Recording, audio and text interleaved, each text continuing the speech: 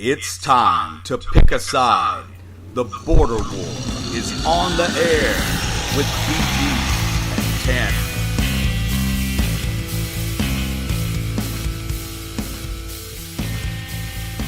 All right, welcome into segment 2 of the Border War for April 11th. We are going to get right to it because we've already bled over from hour 1. I think that's the first time that's ever happened. Probably so. It was my in-depth NBA analysis, I feel like, that did that. Speaking of the NBA, we're going to start with the Charlotte Hornets. Obviously, nothing to talk about for this season. This season's over.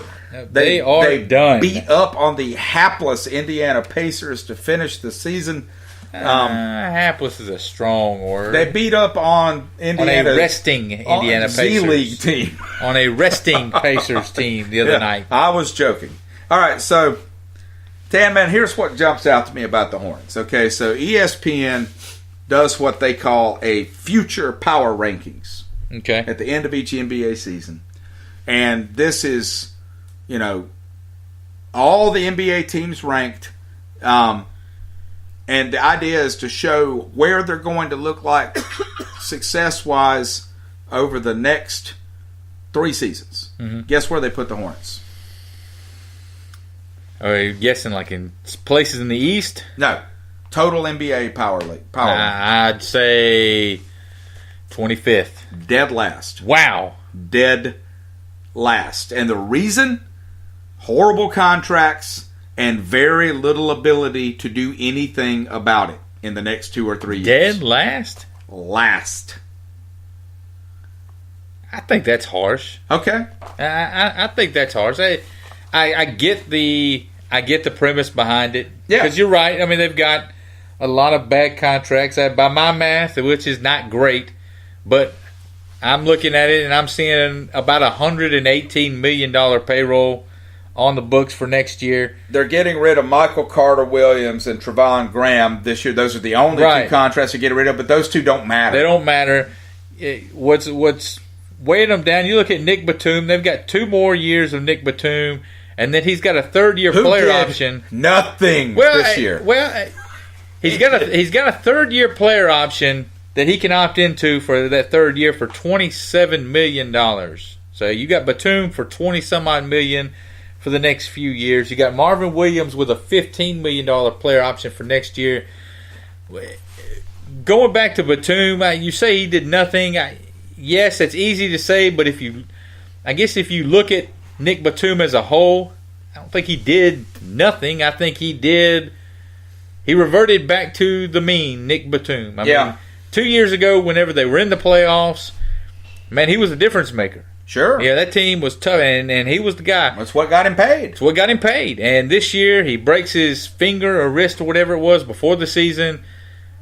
He got off to a slide, and he never got going. Maybe if you can get a little bit more out of Nick Batum.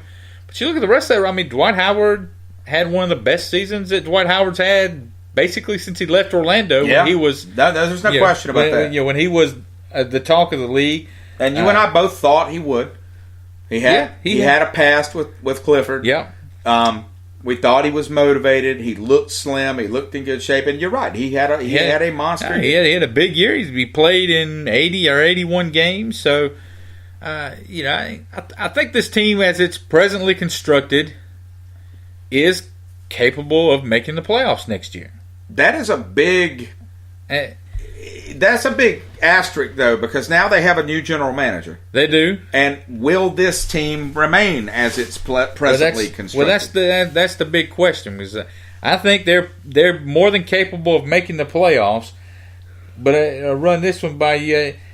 Going through their schedule, I counted they were 24-10 against teams who are not in the playoffs or not going to make the playoffs. And I left Denver and Minnesota, both of them in the playoffs for this discussion because one of them is going to make it and the other one should make it. The other one is a playoff team. Right, yeah. Against the rest of the league, that leaves them at 12-36 against the playoff teams. Right. Find a way to not be awful against good teams. If you can win a handful of those games and you can go and you can go 18-30, you're in the playoffs. You're in the playoffs. The Hornets lost a lot of blowout games. I mean, a lot of their losses were not close losses. The Hornets games that I watched, they were sort of, when they were losing, they felt like they were either consistently up by 8 to 10 points or consistently down by 8 to 10 points. I didn't see them pull out a lot of close wins, and I didn't see them lose a lot of close games. No, the story of the season has always seemed to be played really tough for a half or played really tough for three quarters and then fade off down the stretch. Yeah. So now I definitely saw that. Yeah, so now you get Kupchak in there. He's got a track record of success. He's got the North Carolina connection with Michael Jordan. He had his press conference the other day. He won his press conference. He did a great job. Of course, you knew the Kemba Walker questions were going to come up. And he kind of sidestepped those a little bit. Well, of course he did. And I mean, he should. He's not in a position to know what to do about that right now, although he probably has a strategy. Well, let's be real. He's basically that was one of the interview questions. Yeah, he's basically had this job for a month now. Right. I mean, he knows what he would like to do with Kemba Walker. Well, you're not getting the Charlotte Hornets GM job without telling them what you're going to do with Kemba Walker. I mean, and the other interesting thing is, what are they going to do with Steve Clifford? You and I both thought, what was it, a couple of months ago when this first started kind of breaking, that surely you're going to flush the coach and get a whole new look. How attractive is that job to a new coach? You don't want to just hire some bum. Right. If you're going to make a coaching change, you want to bring somebody in that you think is going to do a good job. I mean, but Clifford has been a good coach in Charlotte. We have short memories. It hasn't been a long time, and obviously Clifford dealt with some stuff this year too. He did, but what I'm saying is, how attractive of a job is this? So what you're saying is, if you can't get better than Andrew Clifford, then you need to keep Andrew Clifford. Steve, I'm sorry. Steve. But how Andrew Clifford was a backup quarterback at South Carolina. Who was awful. 3 years ago. Yes, he was. But looking at $118 million payroll for a team that went 36-46. I mean, again, I don't know how great this job looks from the outside. I think if you fire Steve Clifford, then that means that, to me, that signals a total rebuild. Oh, sure. A total rebuild. We're tearing the whole thing down. How much of that? We're going to trade Kemba. I think you may wind up having to attach to the 11th pick in the draft, or whatever it is they're going to have this year, to get rid of Batum's contract. But you got to tear it all down. What do you think the take is on trading Kemba? I mean, you brought up, I thought, which really rare for you, was a really good point several months ago, that you wanted to trade Kemba this season to let somebody get a playoff run out of him this year and next year. But now that's gone. That makes him a good bit less attractive. I think that trading him's the right thing to do if you can get value, because I just don't think that there is anything going on in Charlotte that's going to happen during the years Kemba Walker has left in his prime. Yeah. I don't think it's fair to him. I don't think it's fair to your future as an organization. I mean, with Kemba Walker this year, what did you do? Well, go get a draft pick or get a young player and start building this base and hope that Malik Monk and, Lord, I hate to even say it, but like even Frank Kaminsky, I mean, these guys have to step up. They've got to become better than they are. I think Frank is what he's going to be. I mean, Frank played 4 years of college. This is his third NBA season. Right. Frank is who he's going to be. Malik Monk is a little bit more of a clean slate. He basically didn't play in the NBA in January and February. I mean, he didn't play. I kind of wonder whether or not the option of trading Kemba this season was really on the table in hindsight. Did they know that they were going to move on from Rich Cho mid-season? And if you're going to move on from Cho, then let's not make that his decision. Let's make that the next guy's decision on what to do with Kemba. So it makes me, like I said, makes me wonder whether or not that was really an option there, moving Kemba. Well, they've got a first-round pick. It's probably going to be somewhere in the 10 to 11 range. And then they've got Cleveland's second-round pick, which is probably going to be in the 50 to 55 range. Mm-hmm. That's virtually guaranteed to not be a player you can use. I mean, I could be wrong, but they traded their own second-round pick 2 years ago in the Courtney Lee deal, so they would have Memphis's they would have their own second-round pick, which would be near the beginning of the second round. It would be a much better pick than Cleveland's second-round pick. Yeah. They have dug themselves a pretty deep hole. Now, whether or not Kupchak can get out of it, but people need to understand this. It's not going to happen next year. No, well, they're at a weird point. Because, like I said, I believe this team is capable of making the playoffs. I mean, I think I picked them as the 7th seed going into the season. Right. Going into the ESPN had them as the 5 seed, 4 or 5 seed.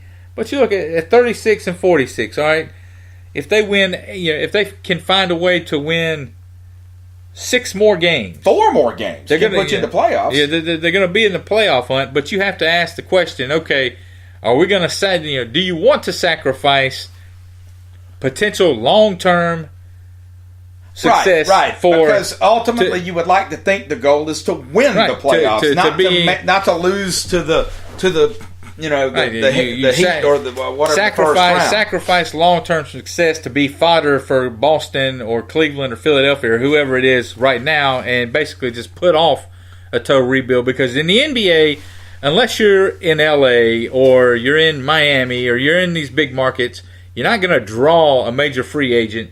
To get that guy, you have to get him through the draft like New Orleans or like Milwaukee has. And, the NBA is a much different place now than it was when Mitch Kupchak began his tenure in LA. And they say that Kupchak sees the way to build an NBA team now is through trades and through the draft.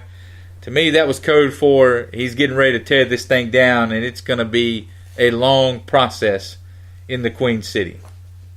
If that's the case, obviously you get rid of Walker. You do whatever you have to do to get rid of Batum. You swallow the poison pill and you do it. You get rid of Batum because Dwight Howard's going to come off the books after next year, I think. If that means trading your first-round pick this year to get rid of Batum's contract, you got to do it. And unfortunately, I think that means you fire Steve Clifford. He has done nothing to deserve that.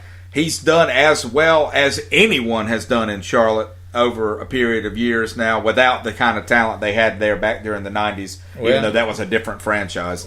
Well, you've seen it in Philadelphia with Brett Brown. I mean, they kept him through all of their struggles, and it seems to be paying dividends now. And then the next guy that comes in, if they move on from Clifford, has just got to understand, look, this thing's going to be ugly for a while.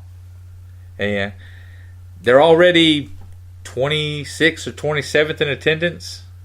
What's that going to look like when you start trading Kemba and tearing this thing down? We've talked about it's going to be a mess, man. All of that stuff. There's really not a great answer to it, I don't think. You're right. And I mean, and we make the mistake, I think, of thinking that all of these professional organizations in any sport are motivated by what we think they are. Now, let's just be honest. I mean, there are definitely some pro teams out there in all the 3 major sports who are perfectly happy selling a reasonable number of tickets and winning about as much as they lose and just continuing on through the world. You can sell 10,000 tickets and only have 974 people show up and call it a win, right? I was thinking that as soon as you brought up attendance, that the Chicago White Sox is what Tanman is referring to, had an estimated, well, I guess not estimated, I guess in 9 innings you have time to count, 904 people in a daytime baseball game the other day at home. Which I love going to day baseball games. Oh, I do too. During the week, man, that's awesome. It is, but you would have had a really good seat if you had gone to that one. One time in Pittsburgh, it was like that. Went up there and saw a doubleheader during the week. During the first game, there was like a school field trip that came to the game. Second game, all those kids left. Stadium is virtually empty. Me and Pop moved down a few rows, and the usher comes and tries to get us to pay him some bucks to let us keep sitting there. We're like, no, make us move. And he just went away eventually. One place where attendance is not a problem, out in Los Angeles and out in New York, the 2 stories of the Major League Baseball season's opening few weeks, Shohei Otani struggled mightily during spring training, had some wondering whether or not this thing was going to be a colossal flop out in L.A. Ginacarlo Stanton in New York arrived with a lot of fanfare, and now has some people wondering whether or not that is going to be a colossal flop. BG, where you want to start? You want to start with Otani or Giancarlo? Well, I'm going to start in the same place on both of them, and then I'll let you determine who we want to talk about first. For the first place, we need to start with both of them right now is the brake pedal. We need to pump it for both of these guys. But go ahead. You tell me who we're starting with. We'll start with Otani. Okay. We're not pumping the brakes, man. Oh, we're pumping the brakes. We're not pumping the brakes. The Japanese Babe Ruth is here, baby. He is here. Shohei Otani. Shohei.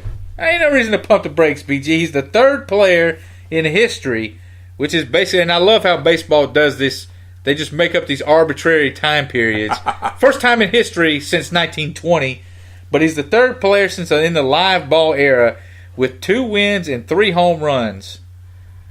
The third player. He's got as many home runs and as many RBIs in like 30 fewer at-bats as Ginacarlo Stanton. Are you surprised that at no point during this kid's career that someone, I'm talking when he was in college, when he was in high school, that someone wasn't just like, no, you have to pick one. That is not how we play baseball.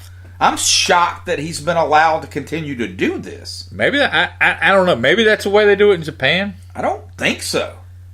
And maybe he just didn't do one. I mean, do you see what I'm saying? I'm saying when he was 12 years old. I'm surprised that someone wasn't like, no. We either are going to pitch. You need to concentrate on something so you can actually be good at it. But no, I mean, it feels like in America that's what would have happened. Oh yeah, there would have been some travel ball coach who got his paws on him, and he would have done one or the other. And maybe growing up, maybe he just didn't show any greater prowess with one than the other, and so it just kind of kept going until he reaches the point where he's a professional and he's doing it all. But make no mistake, he's doing it all, BG. He took a perfect game into the 7th inning the other day, and oh, by the way, he's still hitting home runs on his days off from pitching. Hitting home runs off of Cy Young winners. Yeah. I mean, he didn't just hit them off of some bum. And rocket shots, man. He hit 2 of them over 400 feet. And the way he struggled in spring training, it just blew your Moses ERA in spring training, like 49 or something. All I'm saying, though, about pumping the brakes is that those numbers are going to level out. But you're right.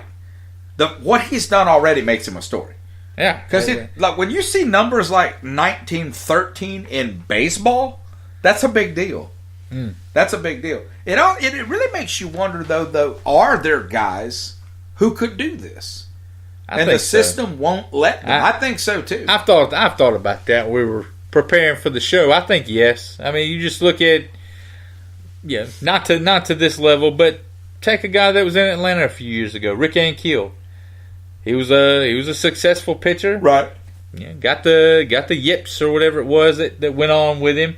He goes back to the minor leagues, becomes an outfielder, and handled himself pretty well in the outfield and at the plate for another number of years, almost a second stage to his career. So I think yes, there are guys in America coming up right now who could do what he's doing. I just don't think the system allows them to do it. Baseball has a tendency to be one of those sports where the insiders try to make everything sound harder than it might actually be. I remember when John Smoltz moved from being a starting pitcher to being a closing pitcher, and people acted like it was like he had started playing basketball. Like, how is he doing this? I'm like, it's the same mound, man. I'm not saying there's not something different about the mentality of it. I get it.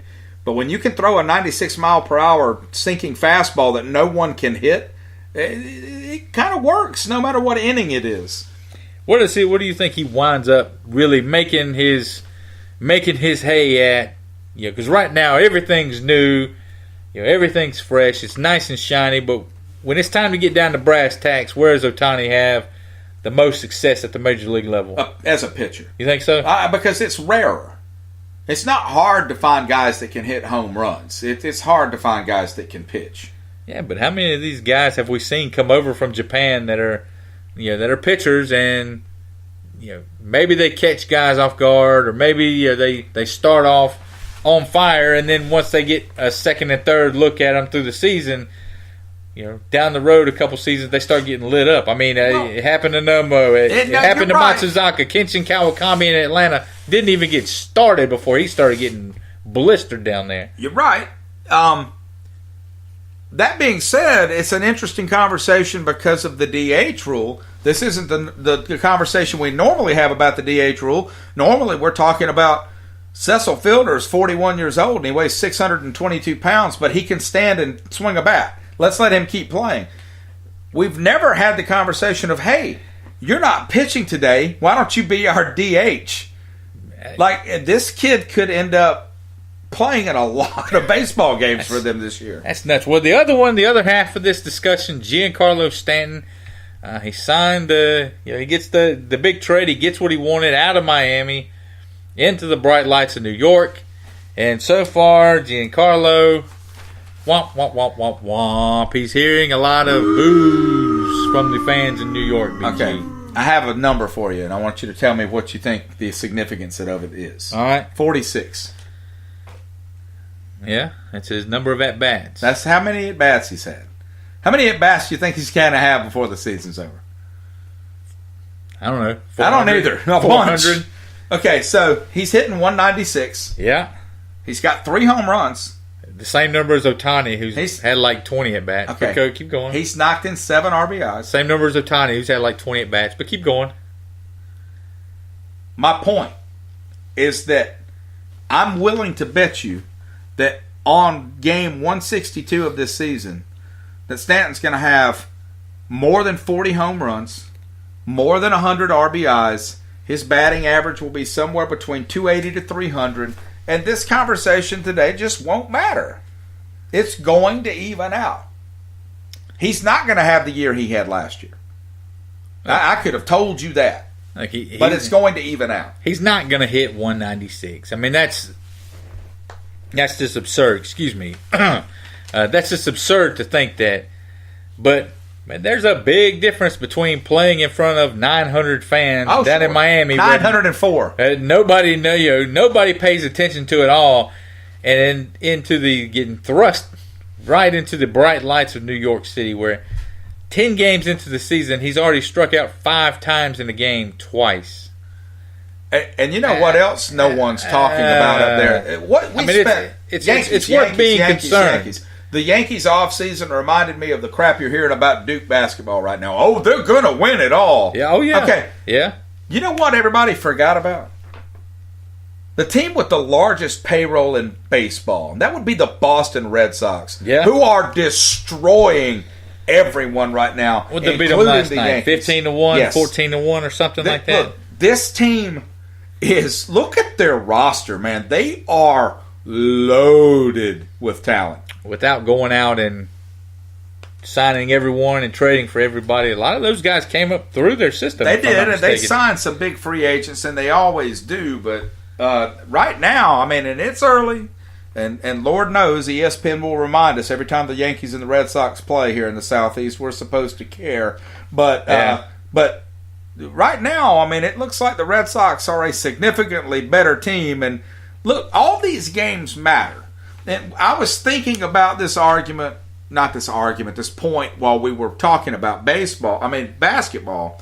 When you talk about the playoffs, there's a difference between sweeping a team and winning 4 games and even just losing one, man. In the NBA, that can be another plane ride. Just losing one game can make you get back on an airplane. Well, like the Braves today. We mentioned in the top of hour 1, they pull off the salvage win today against the Nationals. Those games are huge because they add up, right?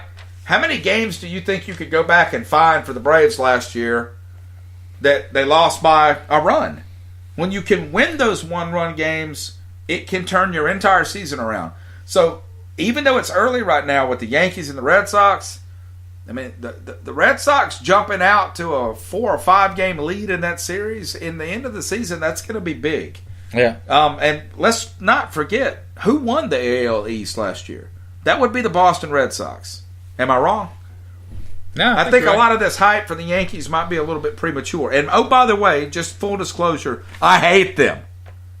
No, I don't know. We're not Yankees fans, but... No. we'll move on to the Braves because we're going to be pushed up for time here. The Braves, would you say that they're the surprise of the league so far? I mean, this was a team that you wondered going in, where are the runs going to come from? Where are the bats going to come from? They're averaging 6 runs a game. They've hit double digits twice, and they've hit 7 runs 5 times in the first 12 games of the season. The fact that they've managed to win a few games is less of a surprise than how they've done it. They beat up on the Rockies. They've scored runs. They've scored runs. They've scored runs. And like I said, they've lost their first series now, but they come back. They win another game today. I think that's an impressive win. Those games matter. A lot of times people think over 162 games that games, you lose a few, you win a few. Yeah, that's true. But, man, every game, it really does matter. Those games, they stack up, and the games in April matter just as much. But, just like I said before, let's slow down a little. The Braves have had 7-3 stretches the past 2 seasons. What was it? It just happened in July. I say a couple years ago they started off like 4-0 or 5-0 or something like that, didn't they? They swept the Marlins to open the season on the road. Well, 2 years ago they started off like 1-19. Yeah, they were awful. The year that Freddie's last year when he got fired, because when Snicker took them over, they played above 500 for the rest of the season, but they still finished 3-4 games under 500. Last year, they started off 0-2, I believe, and they never got above 500. I've mentioned this 100 times before, but the first show of the Border War we ever did, which was July the 17th, I believe, they were at 500, and then we destroyed them. As soon as we started doing the show, they tanked, they fell apart. So it must have been 3 years ago that you're thinking about. Maybe. But just the fact that they're above 500, they just think about that, man. They were not above 500 one time last year, not once. And now they've been above 500 for 2 weeks. Well, you hear you hear a lot of things about the ballpark and it being a hitter's park. Left-handed hitters, since they opened it up last year, left-handed hitters have had the advantage in that ballpark. The numbers back it up. Well, what they've done this year, they stacked their lineup. I think most every day they're trying out about 4 or 5 left-handed bats. You have Acuna still in the minor leagues, and he's kind of struggling, but I think that's more of a I shouldn't even be here kind of struggle. Right. Not worried about that. When he comes up, I'm excited to see what that team will do and see how well they can keep it up. He's probably batting 6th if you bring him up right now. That's a good problem to have. Yeah.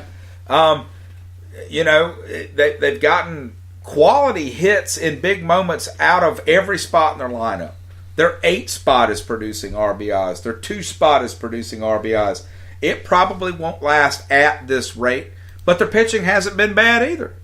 No. They've looked good. No. They've looked like a quality baseball team. And, every year there are teams that win that you don't really understand why. I don't see any reason why the Braves can't be one of them for a change.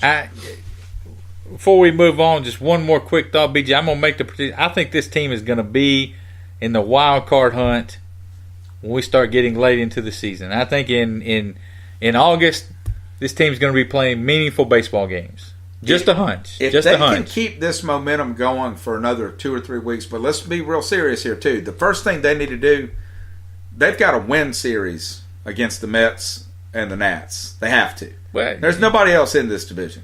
That's it. Those 3 teams are the only teams that even. Well, at worst, they should finish no worse than 3rd in the East. Right? Oh, right. There's no excuse for not finishing ahead of Philadelphia or Miami. I think mid-August, late August, the Braves are still going to be playing meaningful baseball games. That would be awesome. Yeah.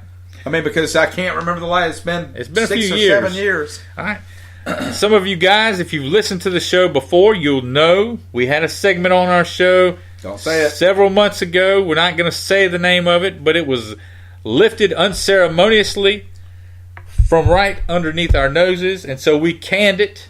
We gave it away so those guys could have it. Well, we've come up with a new one. It's called Thumbs Up or Thumbs Down, and if you steal it, there is going to be repercussions. You know who you are. Side note, I just got a text from my wife saying that my 16-year-old son is driving today alone for the first time in history. Is he listening to the Border War? I doubt it. He doesn't like sports. But he is driving. Can we just have a moment of silence or something? Make sure he makes the I quarter-mile trip. I thought that was the clap. I'm sorry. To his Trump. There we go. I hit the wrong button. Got his driver's license yesterday. Hey, way to go. I remember when I first got my license. They should take yours. After like 9 tries. Yeah. Anyway, thumbs up or thumbs down, BG. So we're going to go with the first thing on the list. Johnny Manziel. He played in the little spring game or two this past you throw week. the word "little" on things when you don't think much of them. I've Well, noticed that about the players had little to spring game. The players had to pay It was to cute. participate. That is pathetic. They had to pay to participate. So yes, it was just. Well, there were only 904 people there. Yeah, it was just a little spring game, but they had some NFL scouts in attendance. I'm sure there to see a lot of them, from what I understand. Manziel. Yeah. Got some rave reviews because it's not like he was playing with NFL talent around him. So yeah, he's only going to look so much, but he got some reviews. He's been working on his life, they say. Thumbs up or thumbs down? Johnny Manziel is on an NFL roster when training camp opens. Thumbs up. And you know why? Because of the last word in that sentence. Opens. Mm-hmm. Not when it closes. When it opens. I'm not sure what I think about him actually making a roster. Yeah. But I definitely think he'll be in training camp with somebody. I'm going to say thumbs down. Really? I'm going to say thumbs down. That surprises me. I think he's going to wind up, if he's true to his word, I think he'll wind up in Canada. He'll make the commitment to the Tiger Cats. If he plays again, I think it'll be in Canada, at least initially. If you listen to the comments he made, I think it was last weekend or last week sometime, where he basically blamed the Cleveland Browns, and he said, in a nutshell, they should have known that I didn't prepare or watch film or anything like that. It's their own fault for drafting me. It's like, okay, you tell me that you've done all these things, but his actions have kind of shown something different. I'm going to say thumbs down. I don't think that when they start digging, I don't think that Johnny Manziel's made the progress that he wants to make you think he has. Well, that's not the... that's not what you want from him. He's got another text about a currently broadcasting local radio talk show. Buddy of mine. Are they having thumbs up or thumbs down right now? No, too? but they are eating food live on the air, and the sound of their saliva is apparently nauseating. I don't doubt it. Let's thumbs down that. Thumbs down the eating on the air by local sports talk radio guys. Thumbs up or thumbs down? Andrew Luck is the Colts quarterback week 1. I'll start this one. I'm going to say thumbs down. I'm thumbs down too, man. He's come out. He hasn't thrown an NFL. He didn't throw an NFL pass last year. You kept hearing he's close. It came out this week. He hasn't even thrown an NFL-sized football yet. And mini camps are going to be opening soon. You were all over that last summer. I mean, you told me before I knew it was a problem. Man, I think this cat might not play all season. Yeah, and I mean, there's something wrong there. It's been a year and a half, 2 years since he's. I mean, whatever was wrong with him should be okay by now. If it was going to be, he's had some other fairly serious injuries. I mean, that offensive line has done him no favors the last few years of his playing career, and he's been banged up a lot.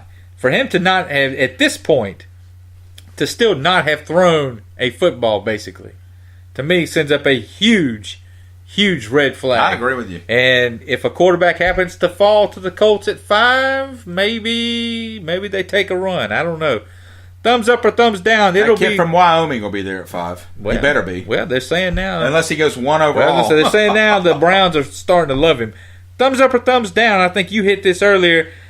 The 76ers, not the Celtics, are the team that will succeed the Cavs long term as the kings of the East.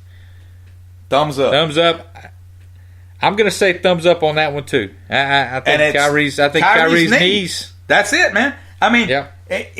He's only 26, but he's going into the 3 to 4 year window when he should be at his prime, and I think this year was the best year he'll have in Boston. Now, I do think there's a few asterisks by this. Sure. The Celtics are gonna make a play for Kawhi Leonard this summer. Yeah, in my opinion. They've been basically hedging their bets on making a run at Anthony Davis for like 2 years now. Anthony Davis needs to go somewhere. As presently constructed, I'll say thumbs up on the 76ers. That's all we can do. I mean, you can't...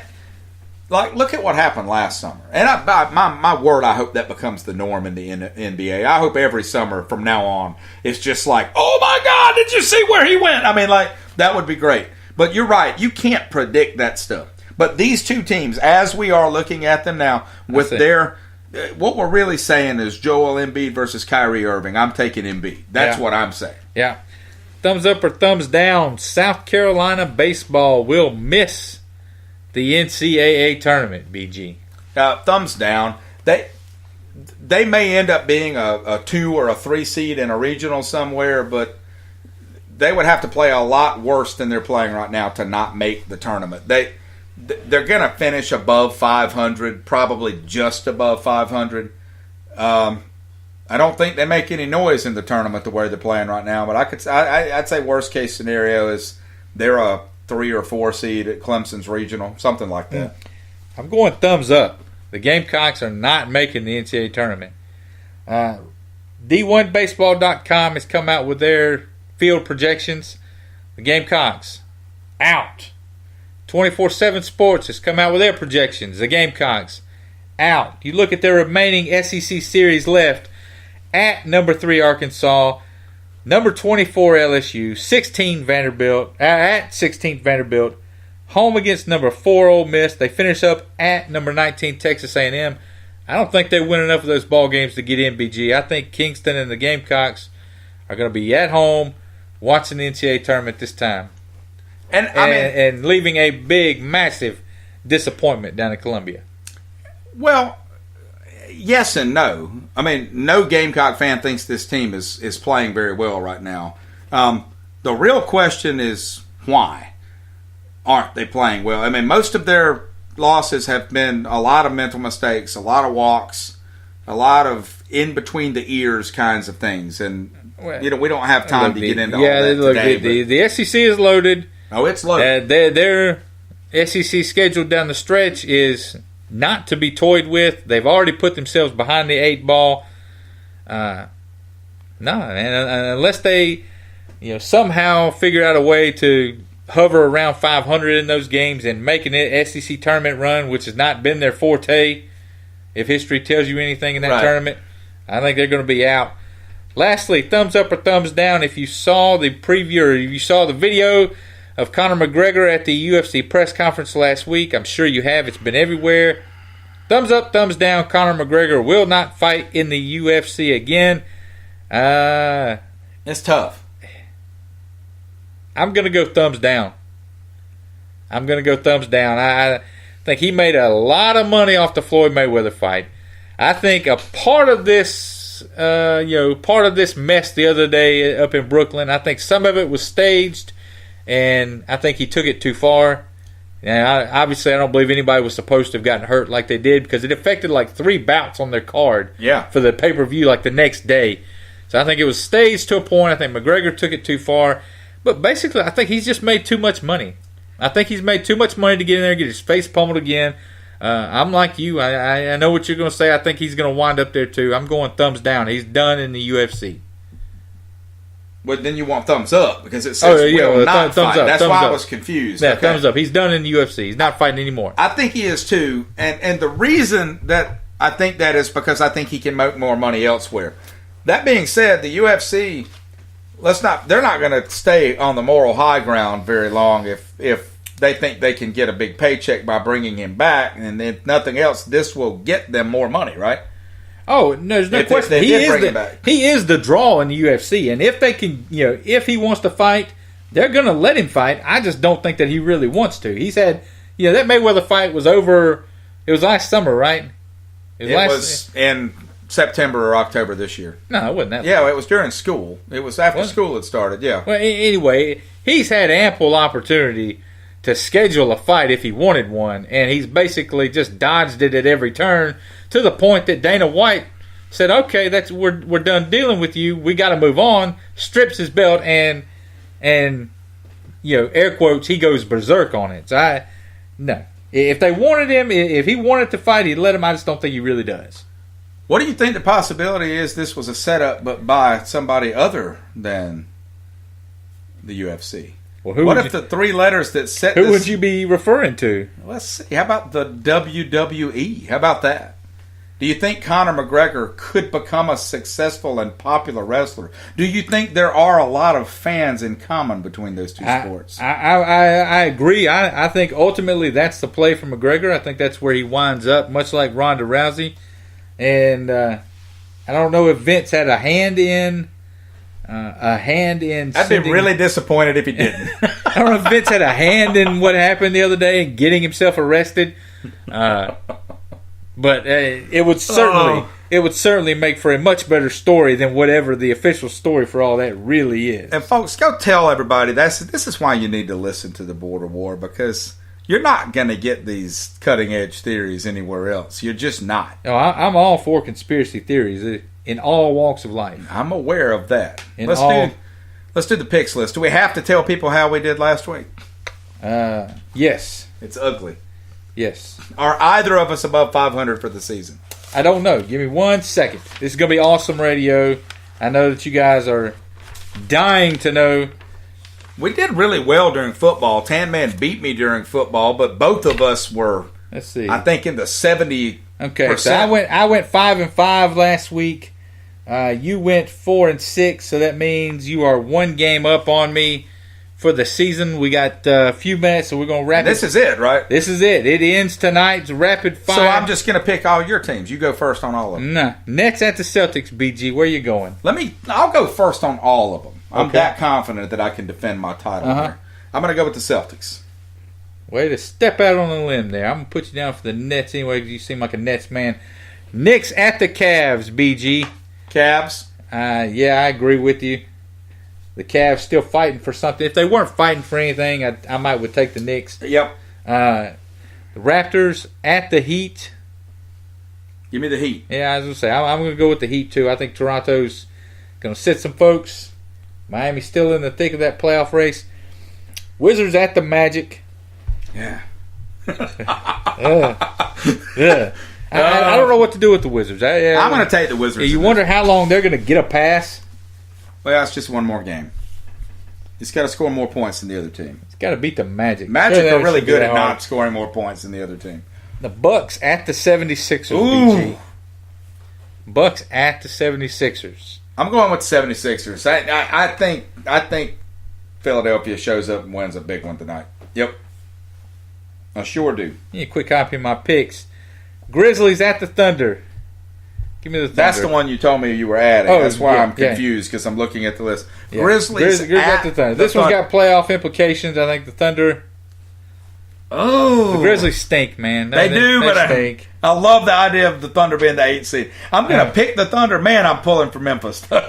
I would love that. Here you won. This is a couple playoff teams squaring off. And basically, I'm assuming that this could be a potential first-round matchup because anybody can finish anywhere. Spurs at the Pelicans. Spurs at the Pelicans. I'm going to take the Pelicans. Spurs are not the Spurs right now, and they're probably not going to be again anytime soon. Give me the Spurs. I think Pop has them ready to play tonight. I need to pick something different from you if I'm going to catch you. Lakers at the Clippers. Neither one of these teams are playoff bound. They're going to close up shop after tonight. Who you got? Clippers. BG with the Clippers. I'll take the Lakers. We'll see what sticks to the wall. Jazz at the Blazers. Another potential playoff matchup. That feels weird to say, doesn't it? Yeah. Give me the Jazz. No, I'm going with the Blazers, man. I don't ever pull against Damian Lillard, man. Come on. Jazz going to Portland. The Fighting Ghost Peppers. I think Donovan Mitchell wants to make a statement for his Rookie of the Year trophy. And finally, the biggest game of the night. Winner gets in. Never thought you'd hear those two phrases uttered at the beginning of the season for this one. The Denver Nuggets at the Minnesota Timberwolves, BG. You should know, dude. I've told you, I never pick the Nuggets. Ever. I'm going to disagree with you. I'm going with the Nuggets. That team was almost in the playoffs last year. I think they get in this year. If they get in, that's a dangerous 8th seed. Sure. The Nuggets are tough, man. So give me the Nuggets. Those are the picks. Last ones for the year. Hopefully they don't stink. If you enjoyed the show, guys, Like us, follow us on Facebook. Make sure you follow us on Twitter at The Border War, at BG_Border War. Tell your friends. Like us on Spreaker. Download the show. I'm out of things to say. Go Redskins. I'm in some Redskins groups on Facebook now. I fooled them.